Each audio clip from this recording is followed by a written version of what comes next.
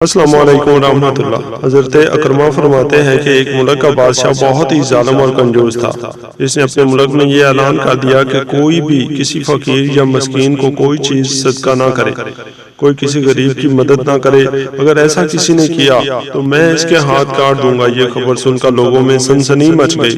اب ہر کوئی صدقہ دینے سے ڈرنے لگا۔ ایک دن ایک فقیر مجبور ہو کر ایک عورت کے پاس آیا اور کہا، اللہ کی رضا کی خاطر مجھے کھانے کے لیے دے دو۔ عورت بولی، ہمارے ملک کے بادشاہ نے اعلان کیا ہے کہ جو کسی کو صدقہ دے گا اس کا ہاتھ کاٹ دیا جائے گا۔ فقیر نے کہا، تو مجھے اللہ کی رضا کی خاطر کھانے کی چیز دے دے۔ عورت کو اس فقیر پر بہت ترس آیا اور اس نے بادشاہ کی ناراضگی اور سزا کی پرواہ کیے بغیر اللہ کی رضا کے لیے اس فقیر کو 2 روٹیاں دے دیں۔ فقیر دعائیں دیتا ہوا وہاں سے چلا گیا۔ جب بادشاہ کو معلوم ہوا تو اس نے عورت کی طرف اپنے سپاہی بھیجے اور عورت کے دونوں ہاتھ کاٹ دیے۔ عرصہ کے بعد بادشاہ نے اپنی ماں سے کہا، مجھے کسی ایسی عورت کے بارے میں بتاؤ جو سب سے زیادہ حسین و جمیل ہو تاکہ میں اس سے شادی کر سکوں۔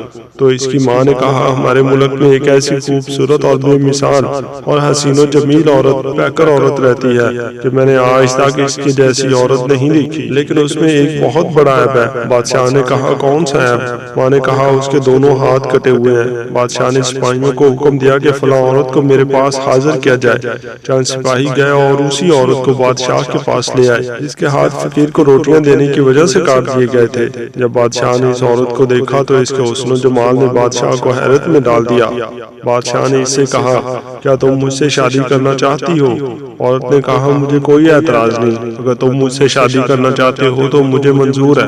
چنانچہ دونوں کی شادی ہوئی اور وہ ہنسی خوشی زندگی گزارنے لگے۔ لیکن بادشاہ کی دوسری بیویاں حسد کی آگ میں جلنے لگیں۔ ان کے دل میں یہ بات بیٹھ گئی کہ بادشاہ ہمیں اتنا وقت نہیں دیتا جتنا اس غریب اور نادار نئی دلہن کو دیتا ہے۔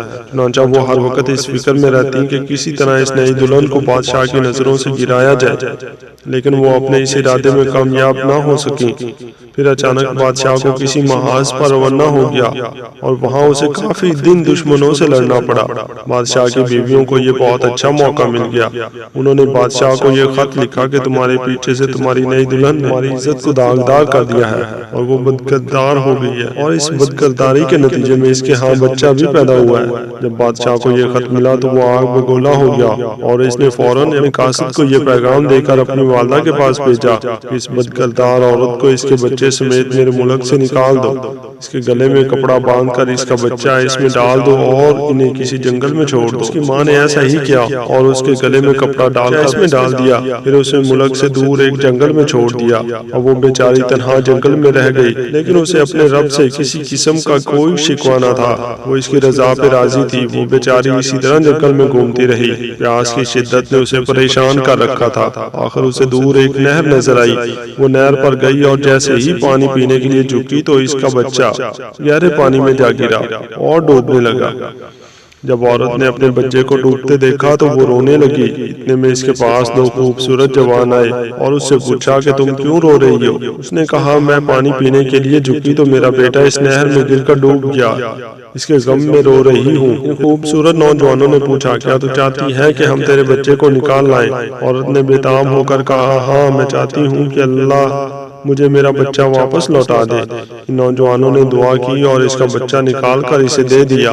پھر انہوں نے کہا، اے رحم دل عورت، کیا تو چاہتی ہے کہ تیرے ہاتھ تجھے واپس کر دیے جائیں اور تو ٹھیک ہو جائے؟ اس نے کہا، ہاں میں چاہتی ہوں۔ چنانچہ ان دونوں نوجوانوں نے دعا کی اور اس کے دونوں ہاتھ بالکل ٹھیک ہو گئے۔ عورت نے اللہ کا شکر ادا کیا اور حیران کن نظروں سے ان نوجوانوں کو دیکھنے لگی، جن کی برکت سے اسے ڈوبا ہوا بچہ بھی مل گیا اور اس کے ہاتھ بھی اسے لوٹا دیے گئے۔ نوجوانوں نے پوچھا، اے عظیم عورت، کیا تو جانتی ہے کہ ہم کون ہیں؟